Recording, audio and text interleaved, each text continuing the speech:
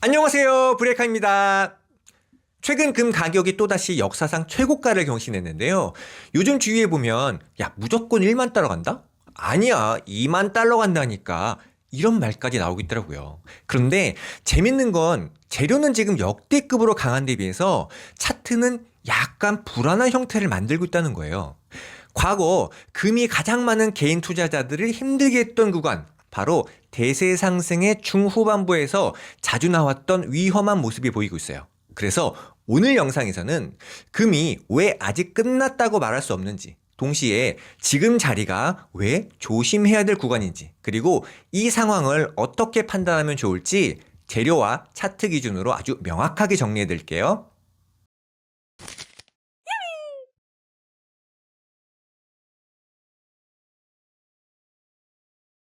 어떤 자산에 투자하든 가장 중요한 건 재료 파악이니까 재료를 먼저 볼게요. 제가 이전 영상에서 금 상승의 핵심 재료로 달러 신뢰 약화, 안전자산 수요 확대, 그리고 글로벌 불안 이렇게 세 가지를 말씀드렸는데요. 하나씩 살펴볼게요. 자, 먼저 달러 신뢰 약화를 말해볼게요.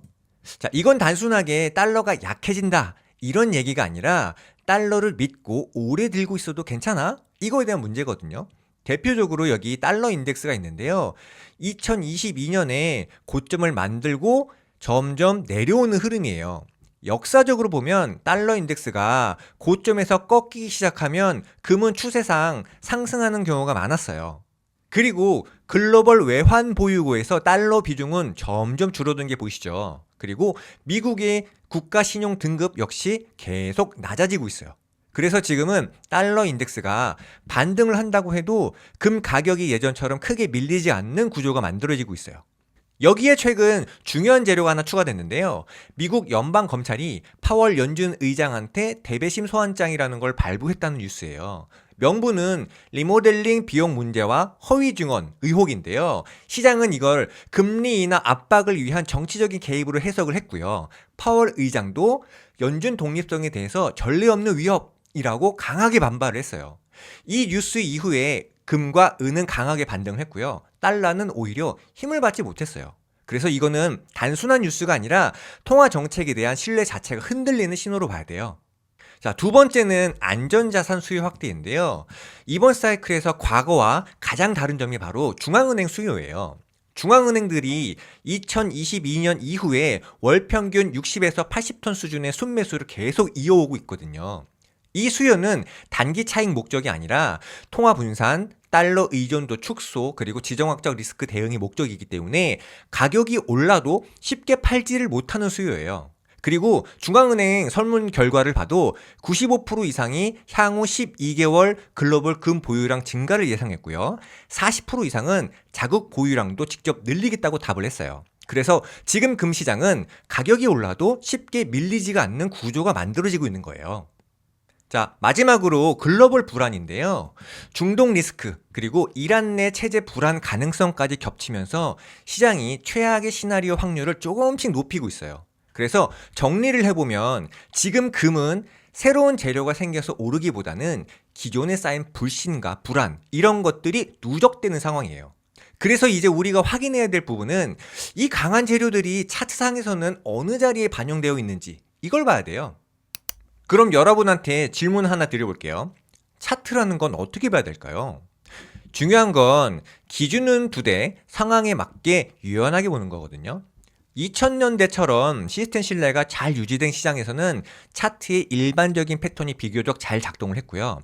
반대로 1970년대처럼 불안이 모든 판단을 압도했던 시기에는 예외가 발생을 했어요. 지금 시장을 2000년대 기준으로만 보면 너무 많이 오른 것처럼 볼 수 있고요. 1970년대 기준으로 보면 아직 시작도 안 했네. 이런 상태로 보일 수도 있어요. 그래서 지금은 단 하나의 답을 딱 정해놓고 보는 구간이 아니라 여러 가능성을 동시에 열어두고 위치를 판단해야 되는 구간이에요. 지금까지 말한 내용을 조금 더 추가해서 보면요. 자, 이 표는 아까 여기 세 개가 나왔었는데 더 추가한 건데요. 1970년대, 그리고 2000년대, 그리고 지금 사이클을 비교를 해놨어요. 여기서 몇 가지만 보시면 되는데요. 금의 역할이나 주요 매수 주체, 그리고 상승 구조, 그리고 차트 규칙성, 이 정도를 비교해서 보시면 좋을 것 같아요. 그래서 지금은 규칙이 잘 작동하는 부분과 예외가 나타나는 부분이 동시에 존재하는 구간이라서요. 이걸 구분해주는 가장 좋은 도구가 바로 엘리어트 파동이거든요. 차트를 보기에 앞서서 엘리어트 파동이라는 걸 정말 쉽게 한 번만 정리하고 갈게요. 엘리어트 파동은 상승과 조정을 파동이라는 구조로 만든 거예요. 그래서 1파는 이야기가 막 시작되는 구간, 2파는 대부분이 의심을 하는 구간, 3파는 재료와 자금이 몰리는 가장 강한 상승, 가장 강한 구간이에요. 그리고 4파는 혼란의 구간, 그리고 5파는 기대와 심리로 밀어올리는 마지막 구간인 거예요. 그래서 중요한 건 파동을 맞히는 게 아니라 지금 상승이 얼마나 질서 있게 나왔냐는 거거든요. 그래서 일반적인 엘리어트 파동은 3파가 가장 강하고 2파와 4파는 비교적 명확한 조정을 줘요. 그래서 상승과 조정이 번갈아서 나오기 때문에 파동의 비율도 어느 정도 계산이 가능하고요. 그래서 2000년대 금상승이 이 구조에 가까웠어요. 반면에 예외적인 엘리어트 파동은 좀 달라요. 조정이 짧거나 거의 없고 파동 비율이 계속 깨지면서 3파와 5파가 동시에 확장되는 경우도 많아요. 그래서 불안과 심리가 논리를 압도한 시장에서 나타나는 특징인데요. 1970년대 금상승이 바로 이런 모습이었어요. 그럼 먼저 1970년대 금 차트 먼저 보면요. 미국이 근본이제를 폐지하고 나서 통화 신뢰가 흔들리던 때이기 때문에 초반에는 이렇게 완만하게 오르다가 후반으로 갈수록 기울기가 엄청나게 가팔라져요. 사람들의 불안 심리가 극에 달했거든요. 이 시기 3파 이후의 특징은 조정이 거의 없고요. 4파가 거의 없었어요. 왜냐하면 적정 가치라는 개념을 벗어나서 5파가 3파보다 더 강하게 나왔다는 점인데요. 이렇게 교과서적인 파동이 아닌 공포가 구조를 무너뜨린 파동이 1970년대예요. 이어서 2000년대 금 차트를 보면요.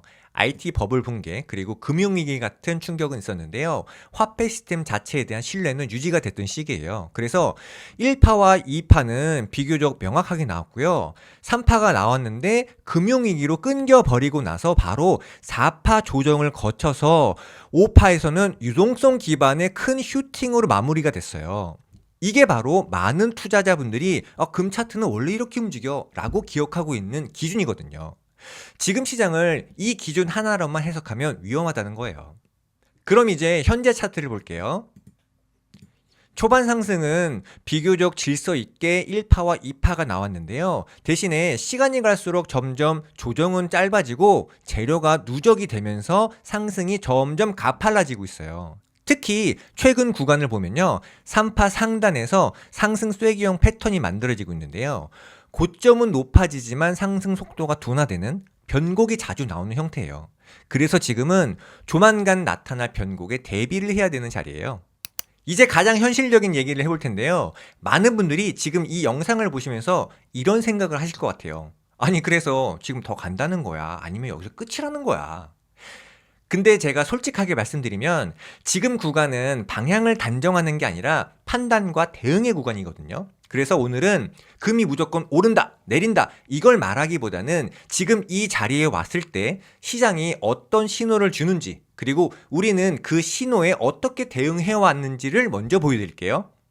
제가 방금 현재 금은 3파 진행 중이고 상단에서 상승 쐐기형 패턴이 만들어지고 있다고 말씀드렸어요. 그래서 상승 쐐기형의 패턴의 이해를 돕기 위해서 금 차트가 아니라 과거 주식 차트를 2개 정도 가져왔어요. 2022년 2차전지 대장주인 에코프로 그리고 작년 로봇 대장주인 원익홀딩스 차트를 가져왔는데요. 이 두 종목 공통적으로 3파 후반부에 상승 쐐기형 패턴이 나오거든요.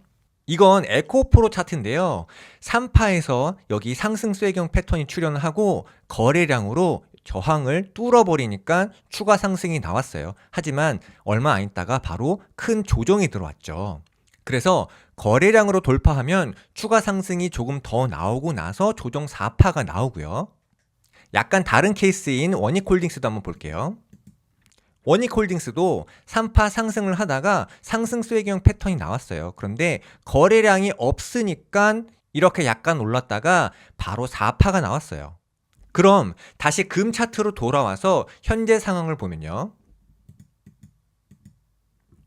지금도 3파 후반부에서 똑같이 상승 쐐기형 패턴이 나왔어요. 그럼 여기에서 두 가지 시나리오가 생기거든요. 먼저 지금 상승세 기형 저항을 거래량으로 빵 하고 돌파를 할 경우에는 1970년대와 비슷한 예외 확장 시나리오가 나올 수 있는데요. 보통은 아까 보신 것처럼 조금 더 올랐다가 조정이 와요. 자, 그리고 두 번째 시나리오는 많은 사람들이 힘들어지는 시나리오인데요.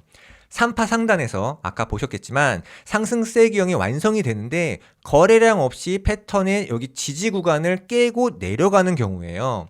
가끔은 거래량이 줄면서 패턴 끝까지 갔다가 짧은 횡보 후에 다시 조정이 시작되기도 하는데요. 이 두 가지 경우에 추가 상승이 어느 정도는 제한된 상태에서 바로 조정이 시작되기 때문에 지금 이 구간에서는 패턴이 완성이 되고 나서 방향이 어디로 가는지를 확인하고 움직이는 게 훨씬 더 좋겠죠. 그러니까 여기서 조정을 받는다고 덥석 추가 매수를 하면 힘들어질 수 있어요. 그럼 개인 투자자는 지금 이 자리에서 어떻게 판단하고 대응해야 될까요? 세 가지만 기억하세요. 자, 첫 번째로 포지션이 있어요. 이미 금을 들고 계신 분들 같은 경우에는 얼마까지 갈까를 고민하기보다는 판단 기준에 맞게 대응을 해야 되거든요. 그래야 변동성이 커지는 구간에서 흔들리지 않을 수 있어요. 자, 그리고 두 번째로는 아직 금이 없는 포지션이 없는 분들 같은 경우에는 지금 자리를 기회로 보기보다는 확인 구간으로 보는 게 훨씬 안전해요. 왜냐면 지금 이런 자리는 싸게 사는 자리가 아니라 비싸도 자리가 확인이 되면 들어가야 되는 자리예요. 자, 그리고 세 번째로는 가장 피해야 될 행동인데요. 지금 자리에서 딱 하나의 시나리오만 믿고서 올인을 하는 거거든요. 왜냐면 지금 금 시장은 오를 이유도 많고 조정을 받을 이유도 동시에 존재하기 때문에 대응은 단정이 아니라 이렇게 조건부로 해야 돼요. 자, 그럼 오늘 내용 정리해 볼게요.